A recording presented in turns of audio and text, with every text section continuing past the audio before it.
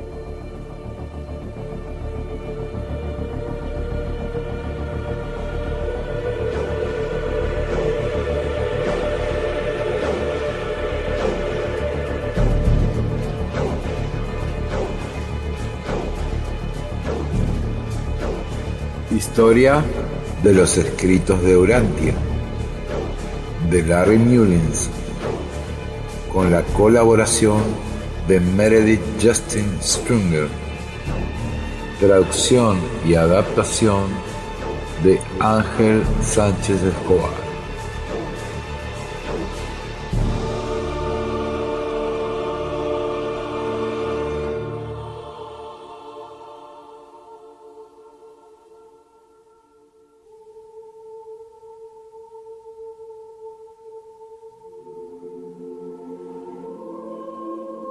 Capítulo 8. Os habéis quedado solos. Clarence Bowman, miembro del foro desde 1923, comunicó a su familia que el foro y la comisión de contacto estaban deseando que terminara la Segunda Guerra Mundial porque estaban convencidos de que el libro de Urantia finalmente se publicaría. Cuando terminó la guerra, parecía que el planeta había pasado por una pesadilla que había amenazado su existencia misma, y al final pudo conseguirse la paz. Sin embargo, cerca del final del conflicto, una serie de explosiones atómicas presagiaban una nueva amenaza para la civilización, y pisándole los talones, el comunismo empezaba una incansable campaña de conquista del mundo.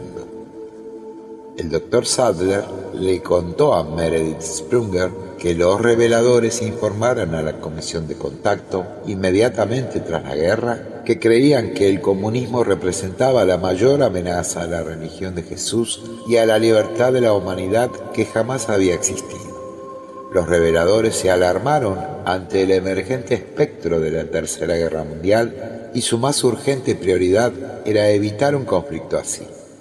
En enero de 1946, los seres intermedios unidos de Urantia informaron a la comisión de contacto acerca de su intención de vencer al comunismo. Esta comisión de contacto se sintió decepcionada cuando supo que no se iba a producir la tan esperada publicación inmediatamente tras la guerra. Durante más de 5 años, las planchas del libro de Urantia habían estado almacenadas en la planta de Crawfordville, Indiana, de la imprenta Donnelly e Hijos, esperando su impresión. Hasta enero de 1950, estas planchas servirían de base para la formación de una organización diseñada para publicar los escritos y mantener perpetuamente la integridad del texto original. Las planchas del libro de Urantia que se habían hecho con anterioridad constituyeron la base para la creación de la Fundación Urantia, mediante la declaración de fideicomiso, bajo las leyes del estado de Illinois, el 11 de enero de 1950. Se trata de una organización sin ánimo de lucro. Uno de los objetivos para los que se creó la Fundación fue para preservar el texto del libro de Urantia perpetuamente inalterado y diseminar sus principios y enseñanzas.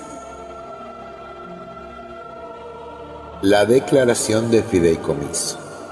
Un fideicomiso es un título legal a una propiedad para ser asumida por una parte en beneficio de la otra parte. El documento de fideicomiso generalmente define la propiedad y las condiciones por las que la propiedad se transfiere al cuidado de la otra parte. Su propósito es establecer los parámetros de este fideicomiso y prevenir que la insensatez y las pretensiones humanas puedan dañar la propiedad que se ha dado en fideicomiso. Una declaración de fideicomiso es un documento legal que especifica un acuerdo vinculante para ambas partes en este sentido. En el caso del libro de Urantia, la Comisión de Contacto, asesorada legalmente, la definió previendo la elección de 5 fideicomisarios que estarían en sus cargos de por vida. Los nuevos fideicomisarios serían elegidos por los restantes. En el caso de la declaración de fideicomiso que sirvió de base para la constitución de la Fundación Urantia, la propiedad que tenía que ser protegida era el texto original del libro de Urantia. Este texto original se refería a las planchas que habían sido grabadas y moldeadas a partir de la galerada, compuesta a su vez del texto mecanografiado destruido antes del fin de la Segunda Guerra Mundial. Estas planchas se usaron para publicar el libro, del que tenían que conservarse en perpetuidad 3 ejemplares. Así pues, bajo dicha declaración, la Fundación asumía provisionalmente plena responsabilidad por el texto y se convertiría en la editora del libro de Urantia. La primera junta de fideicomisarios estaba compuesta por William Hales, presidente, Bill Sadler, vicepresidente, Emma Christensen, secretaria, Wilfred Kellogg, tesorero, y Edith Koch, secretaria adjunta. Hay que recalcar la precaución con la que la Comisión de Contacto actuó, ya que 3 de sus miembros, Bill Sadler, Emma Christensen y Wilfred Kellogg, eran también fideicomisarios y tenían la mayoría absoluta en casos de decisiones. Bill Sadler y Christie residían en el 533 de Diversey Parkway y Wilfred Kellogg vivía en un bloque de pisos a algunas calles de allí. La declaración de fideicomiso establecía con claridad que se reconocía en ese momento a la Fundación como la responsable de conservar el texto original. Además, cualquier consejo celestial dirigido a la Fundación podría llegarles de manera informal a través de la todavía operativa Comisión de Contacto. Los otros 2 fideicomisarios, William Hales, presidente, y Edith Koch, secretaria adjunta, tuvieron el honor de ser las primeras personas externas a la Comisión de Contacto con responsabilidades respecto al libro, aunque obviamente sin mucha capacidad de decisión. Hay quien piensa que la constitución de un grupo interno dentro de un grupo interno sembró la semilla de la actual política de la Fundación, algo que continúa hasta hoy en día. Aunque 3 miembros de la Comisión de Contacto eran fideicomisarios, William Sadler y Anna Kellogg no lo eran. De acuerdo con la declaración de fideicomiso mencionada, la Fundación estaba organizada de forma que terminara funcionando de manera autónoma. No era la sucesora de la Comisión de Contacto. Sus primeros 3 párrafos lo especifican claramente. Dice: por el presente se da a conocer que, considerando que se ha escrito un original de un libro titulado El libro de Urantia y que se han producido del original aproximadamente 2.200 planchas matrices laminadas de níquel de una longitud base ordinaria para la impresión y reproducción de tal libro, y considerando que ciertas personas de aquí en adelante referidos como contribuidores, estando deseosos de que se cree una fundación con los objetivos aquí definidos, denominada Fundación Urantia, han contribuido con ciertas aportaciones económicas para tal fin, y dichas aportaciones económicas se han gastado en la producción de tales planchas para la impresión y reproducción del libro de Urantia. Y considerando que los contribuidores estando deseosos de que su identidad permanezca desconocida, para que la creación de dicha fundación no tenga límites en razón de su asociación con nombres, coincidente con el cumplimiento de esta declaración de fideicomiso y con pleno conocimiento y en consideración de esto, han ocasionado que sus nominatarios entreguen a los abajo firmantes dichas planchas para la impresión y reproducción del libro de Urantia, para mantenerlas en fideicomiso, para hacer posible el logro y la realización de esos deseos y llevar y perpetuar los objetivos aquí definidos. El Dr. Sadler permaneció como líder de la comisión de contacto y aunque ésta había transferido de manera provisional a la Fundación Urantia la responsabilidad sobre el texto, seguía manteniendo control sobre el foro, el grupo de estudio y el grupo de los 70. La comisión de contacto continuaría funcionando durante 5 años más a partir de enero de 1950, momento en el que se constituyó la Fundación Urantia. La declaración de fideicomiso establecía también que el deber principal de los fideicomisarios será preservar el texto original del libro de Urantia de pérdida, daño o destrucción y de alteración, modificación, revisión o cambio de ninguna manera o circunstancia. El bien sustantivo que se confió a la Fundación mediante esta declaración era el texto original del libro y se definía en 2 partes. La primera, planchas y otros medios para impresión y reproducción del libro de Urantia, y la segunda, ejemplares autenticados del texto original del libro de Urantia, pero no menos de 3 ejemplares. El documento dio a la Fundación un control discrecional del bien sustantivo con excepción de los 3 ejemplares del texto original que se iban a imprimir a partir de las planchas. La Fundación tenía la responsabilidad de preservar estos 3 libros de pérdida, daño o destrucción y de alteración, modificación, revisión o cambio de ninguna manera o circunstancia.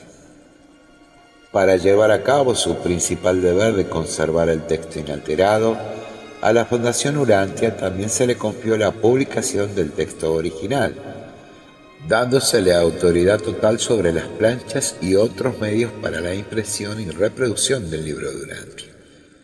Se les permitió transferir las planchas con la condición de que se devolvieran a los fideicomisarios cuando el propósito por el que se transfirió se hubiese llevado a cabo. Se supone que la impresión del mismo libro.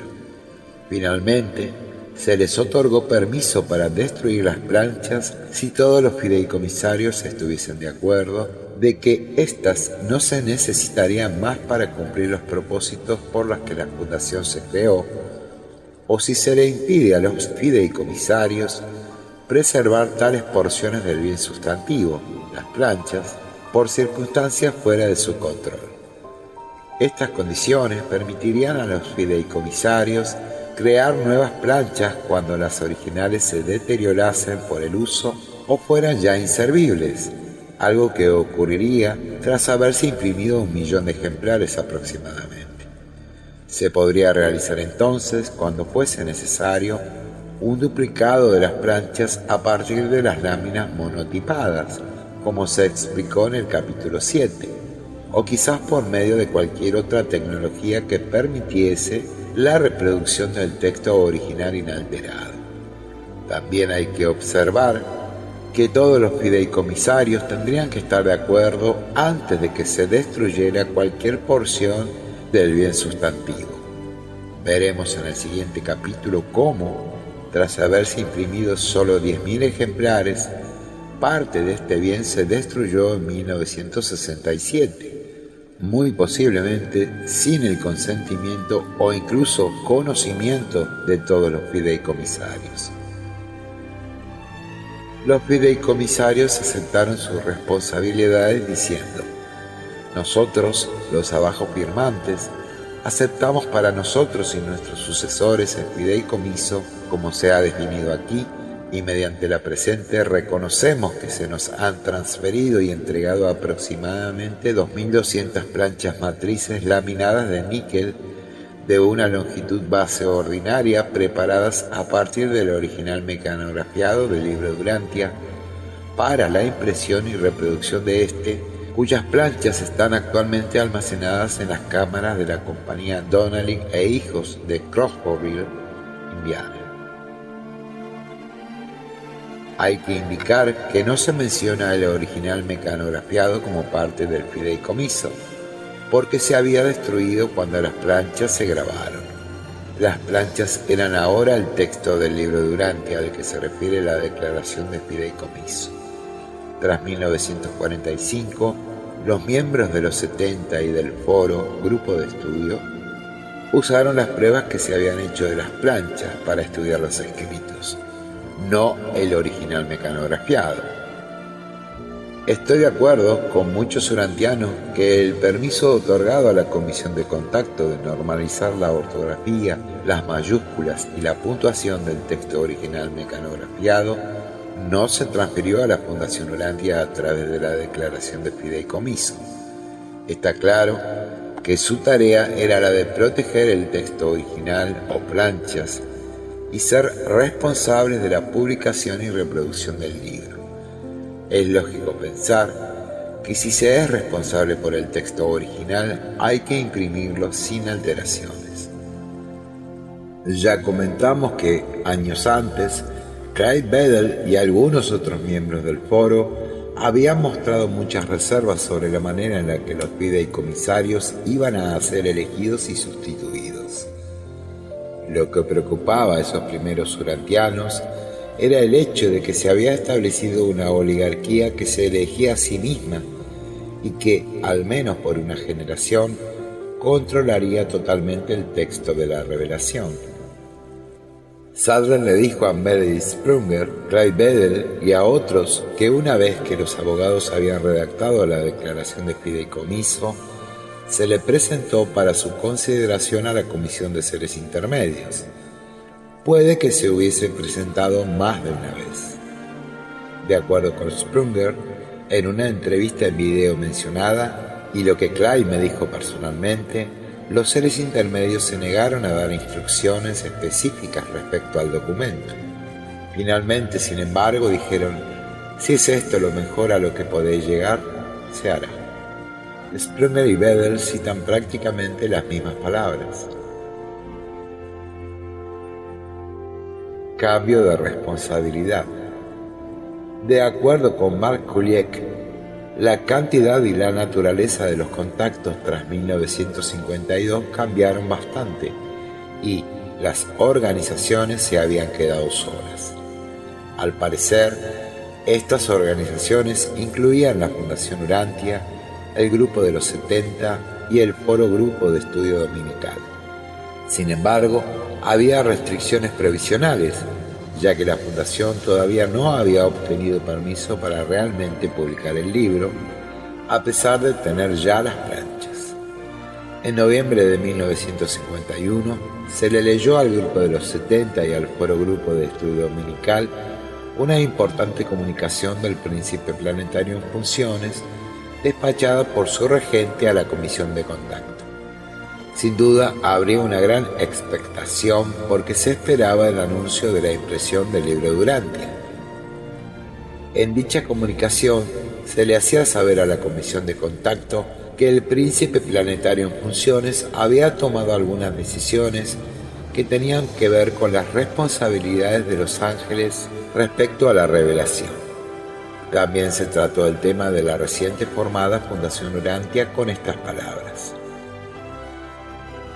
Los aspectos humanos del libro Durantia se colocarán en las manos de los fideicomisarios de la Fundación Urantia, sujeta a las sugerencias y consejos y poder de veto de la Comisión de Revelación de los Seres Intermedios Unidos de Urantia. Cuándo, cómo y si la Comisión de Seres Intermedios no se comunica con los fideicomisarios de la Fundación durante un periodo de 3 años, estos pueden entonces considerar que los asuntos del libro Durantia están completos y exclusivamente en sus manos y bajo su jurisdicción. De momento, la mediación entre la supervisión global y sobrehumana de esta comisión y el funcionamiento humano directo de los fideicomisarios de la Fundación recaerá en la Comisión de Seres Intermedios, la sucesora de la Comisión de Revelación de Urantia. Esta comisión continuará funcionando como consejera tanto de los supervisores celestiales como de los fideicomisarios, pero su poder de veto se extenderá solo a las decisiones y actos de los fideicomisarios humanos. En ese mismo supuesto mensaje, también se incluye algo que parecía echar por tierra las noticias que estos primeros urantianos estaban esperando. Decir, en ausencia de intervención de los seres intermedios después del 11 de febrero de 1954, los fideicomisarios de la Fundación Urantia pueden proceder de acuerdo con su propio criterio. Hay que hacer notar que una vez que se habían fabricado las planchas y se había transferido un fideicomiso a la Fundación Urantia el cuidado de estas, la Comisión de Revelación fue sustituida por la Comisión de Seres Intermedios. Casi un año más tarde, el 21 de agosto de 1952, día del cumpleaños de Jesús, se recibió otro mensaje del regente príncipe planetario en funciones que se leyó a los grupos. El foro grupo de estudio permanecería bajo la dirección de la todavía operativa Comisión de Contacto. Se aprobaba provisionalmente la constitución de una nueva organización llamada Hermandad Urantia, la Urantia Brotherhood, con el comentario de que el documento proporciona los medios para su propia enmienda. Se dejaba al arbitrio de la Fundación Urantia el momento de poner en marcha la nueva y autónoma Hermandad Urantia. Respecto al destino del libro de Urantia, el regente hacía el siguiente anuncio: yo, y solo yo, decidiré el momento de la publicación del libro de Urantia. Si no proporciona instrucciones al respecto el día 1 de enero de 1955 o antes, entonces los fideicomisarios de la Fundación Urantia procederán con los planes para su publicación de acuerdo con su propio criterio. Aunque provisionalmente, por fin se había previsto una fecha para la publicación del libro. Además, en ese mensaje también se aprobaban los planes para publicar en un volumen separado un índice del libro y se le pidió a los 70 que, con la inauguración de la Hermandad Urantia, concluyeran sus actividades como grupo independiente. La Comisión de Contacto no recibió noticias del regente para la fecha fijada y los fideicomisarios tomaron sus propias decisiones. La hermandad comenzó oficialmente a funcionar el 2 de enero de 1955. Ese día, el Dr. Sadler dio algunas directrices a los 70 para la inauguración de esta y después William Hales, que presidía la reunión, solicitó la elección de sus directivos, eligiéndose a Bill Sadler como presidente de la hermandad. Tras esto, se procedió a la elección de los presidentes de las 9 comisiones. Así pues, los 36 miembros del grupo vespertino de los miércoles, llamado los 70, se convirtieron en los miembros de la hermandad.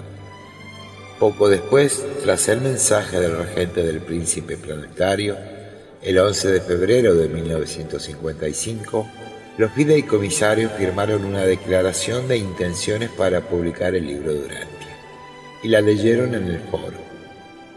Finalmente, tras 10 años, se les quitó el polvo a las planchas y en Crawfordville comenzaron las prensas de impresión a dar vueltas. Hay que indicar que aunque los fideicomisarios eran conscientes de los errores que se habían descubierto desde que se moldearon las placas, no había provisión en la declaración de fideicomiso para corregirlas alterando el texto original. Además, 5 de los 6 miembros de la Comisión de Contacto estaban todavía en actividad y 3 de ellos eran fideicomisarios. No tengo constancia de ninguna pregunta formulada a la Comisión de Seres Intermedios al respecto, ni de preocupación alguna sobre los errores que las planchas contenían. El mandato para publicar el libro de Urantia. El primer documento conocido que menciona el mandato para publicar el libro es un artículo de 26 páginas escrito por el Dr. Sadler en 1958, titulado Consideración de algunas críticas al libro de Urantia, en el que el doctor parece tan enérgico e intelectualmente agudo como siempre. En este artículo, Sadler nos dice también que el mandato para la publicación del libro venía acompañado de algunas recomendaciones de la Comisión de Seres Intermedios, sucesora, como se ha indicado, de la Comisión de Revelación. Así se refiere Sadler a ellas. Antes de proseguir con esas críticas individuales, les ruego que presten atención a algunas de las recomendaciones relacionadas con el mandato para la publicación del libro de Urantia. Entre otras cosas, se nos recomendó lo siguiente: estáis llamados a un gran servicio y el vuestro va a ser un privilegio de trascendencia presentar esta revelación a las gentes de este atormentado mundo. Científicos altaneros os ridiculizarán y algunos incluso os acusarán de connivencia y fraude. Personas religiosas bien intencionadas os condenarán como enemigos de la religión cristiana y os acusarán de difamar al mismo Cristo. Miles de almas con hambre de espíritu os bendecirán por el mensaje que traéis y otros miles os condenarán por perturbar su complacencia teológica. ¿Estáis listos para este bautismo de gozos y penas que traerá la temprana distribución de la revelación Urantia? En el momento de la publicación del libro de Urantia, los reveladores hicieron algunas recomendaciones respecto a los métodos a emplear en la labor de distribución. Estas instrucciones se resumen de esta manera. 1. Estudiar los métodos empleados por Jesús al presentar su labor a la tierra.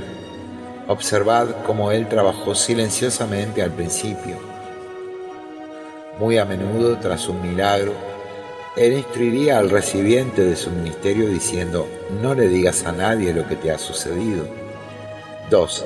Se nos recomendó que no intentáramos obtener un reconocimiento rápido y espectacular. Durante los primeros 5 años, estas recomendaciones se han seguido y la distribución aumenta cada año.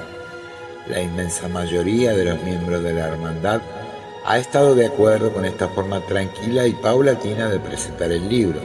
Sin embargo, una cosa debe quedar clara: mientras que la norma de la hermandad es trabajar de forma tranquila en la distribución del libro, no se va a hacer nada que interfiera con los deseos enérgicos y entusiastas de cualquier persona que quiera introducir el libro a sus amigos y allegados. Al contrario que en algunos textos apócrifos, nunca se dio una serie permanente de mandatos a la Comisión de Contacto en relación a la distribución de la revelación Urantia. Hubo un mandato de publicación del libro Urantia y este se acompañó de instrucciones o recomendaciones claramente referidas a las fases iniciales de distribución. Según mi información, estos pasajes mencionados son la única referencia a dichas recomendaciones publicadas en vida de Sadler. En Historia 2 se dedica una página al mandato de publicación y a citas de su introducción. Por lo general se advierte que el libro pertenece a la era que sigue inmediatamente al fin de la actual lucha ideológica. También se indica que el libro sea provisto pronto para estar listos para el entrenamiento de maestros y líderes y para permitir traducciones tempranas en otras lenguas. No hay documentación fiable que pruebe que los reveladores estaban en contacto con la Fundación Urantia. Toda comunicación era con la Comisión de Contacto. Las recomendaciones que acompañan al mandato de publicación del libro se parafrasearon, revisaron y se usaron y adoptaron de manera selectiva en algunas notas internas de la hermandad. Bill Sadler preparó un artículo en 1955 titulado Timing of the Urantia Book, temporización del libro de Urantia, de forma interna para el Comité Ejecutivo de la Hermandad Urantia, en las que parafrasea las recomendaciones calificándola de dichos agudos. Bill leyó este artículo al foro grupo de estudio. En ese momento, la amenaza comunista seguía avanzando. Los soviéticos habían adquirido armamento atómico y se les daba de forma rutinaria a los escolares norteamericanos instrucciones sobre lo que había que hacer en caso de un ataque con arma atómica. Bill Sadler recordó al grupo que la revelación se iba a distribuir pronto y estaba pensada para la era tras la presente lucha ideológica. Entre otras cosas, Bill dijo: el libro pertenece a la era inmediatamente posterior a la conclusión de la presente lucha ideológica. Ese será el día en que los hombres y las mujeres desearán buscar la verdad y la rectitud. Cuando el caos de la presente confusión se haya acabado, será más fácil poder formular el cosmos de una era nueva y mejorada de las relaciones humanas. Y por este mejor orden de las cosas se preparó el libro. Pero la publicación del libro no se ha pospuesto para esa posible fecha remota. Se ha provisto una pronta publicación del libro para que esté listo para el entrenamiento de líderes y maestros. Su presencia es también necesaria para atraer la atención de personas de medios que puedan sentirse inclinados a proporcionar fondos para la traducción en otras lenguas. Los que dedicáis vuestras vidas al servicio del libro y la hermandad no os dais mucha cuenta de la importancia de lo que hacéis. Sin duda, viviréis y moriréis sin daros cuenta de que estáis participando en una nueva era de religiosidad en este mundo. Hay que señalar que los miembros de la Comisión de Contacto y los primeros miembros del foro habían envejecido esperando la publicación y propagación de la revelación. Muy pocos de los que oyeron este mensaje vivirían para ver el colapso repentino del comunismo soviético casi 30 años más tarde. El registro de la propiedad intelectual del libro de Urantia. Parece claro que los reveladores pidieron a los miembros de la Comisión de Contacto que se obtuviera la propiedad intelectual del libro a nivel internacional. Meredith Sprunger recuerda con claridad cómo Christie y Sadler le comentaron este hecho. Esta propiedad intelectual a nivel internacional permitiría el listado de los autores divinos como en el caso del libro, algo no posible en los Estados Unidos, donde solo los ciudadanos norteamericanos pueden obtenerlo. También, ambas historias, Historia 1 e Historia 2, mencionan el hecho de que el libro se publicó el 12 de octubre de 1955, ostentando dicha propiedad intelectual a nivel internacional, pero no mencionan nada en relación a una propiedad intelectual a nivel de Estados Unidos. En el registro de la propiedad intelectual del libro de Urantia consta que la Fundación Urantia es la autora del libro. Parece muy poco probable que los reveladores pidieran a la Comisión de Contacto el registro fraudulento de la propiedad intelectual del libro en Estados Unidos. Más bien sería una idea humana, como lo prueba el discurso titulado Unidad, no uniformidad, que Martin Myers dio en 1973 a los lectores. En este discurso, escrito con la estrecha colaboración de Christie, se lee lo siguiente respecto a la propiedad intelectual. Los primeros líderes del movimiento Urantia idearon un ingenioso plan. Su estrategia era doble. Para proteger el texto de revisiones, alteraciones y distorsiones, previeron la necesidad de colocar el libro de Urantia bajo una propiedad intelectual a nivel de Estados Unidos e internacional, garantizando a las futuras generaciones el privilegio de tener la quinta revelación de los tiempos inalterada. Para tal fin se formalizó la Fundación Urantia y se obtuvo legalmente una propiedad intelectual. Este pasaje merece algún comentario por lo perturbador y por sus perniciosas consecuencias. ¿Por qué dice Myers, en colaboración con Christie, que eran los primeros líderes y no los reveladores los que idearon ese ingenioso plan? ¿Qué tenía de ingenioso obtener una propiedad intelectual ordinaria? ¿Era lo ingenioso el tener que obtener la propiedad intelectual del libro en Estados Unidos y el hecho de que la Fundación Urantia tuviese que aparecer como su autora? Esta es la primera mención que tenemos de esa propiedad intelectual a nivel nacional. Como hemos comentado, ambas historias y Meredith Sprunger solo aluden al requerimiento de los reveladores de obtener una propiedad a nivel internacional. Además, ¿por qué dice Myers de forma legal? ¿Es que íbamos a pensar que la propiedad intelectual no era legal? La propiedad intelectual se renovó en 1983 con la base de que el libro de Urantia era una antología, una colección de escritos de varios autores, y las preguntas del foro constituían una coautoría.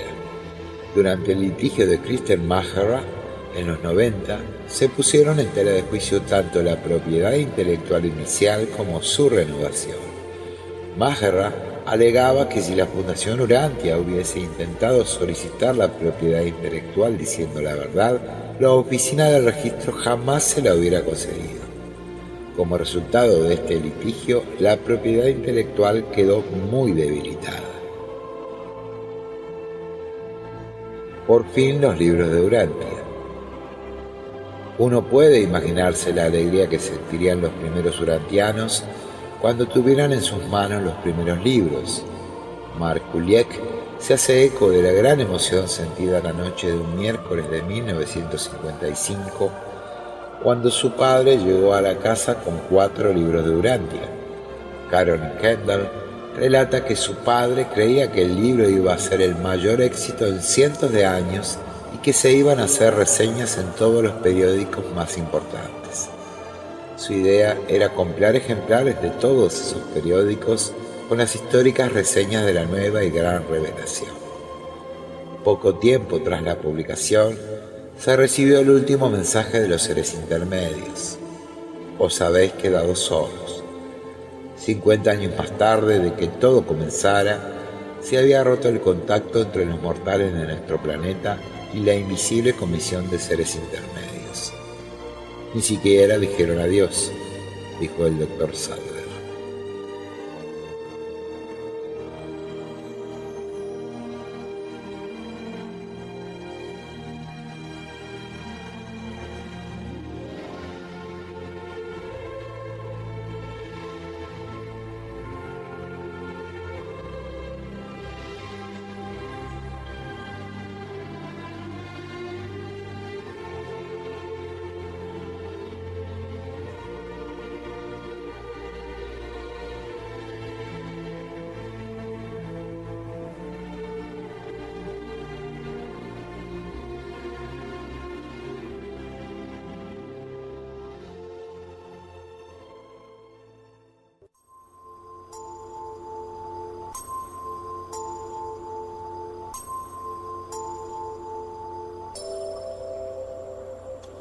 Esperamos hayas disfrutado. Les solicitamos escribirnos y mandar sus comentarios y sugerencias a nuestras redes, todas con Casa MEC. Visiten nuestro canal en YouTube e inscríbanse. Asimismo, si gustan, pueden agregarse a nuestro grupo de WhatsApp en nuestra página en casamec.com. Les agradecemos y los esperamos en la próxima emisión.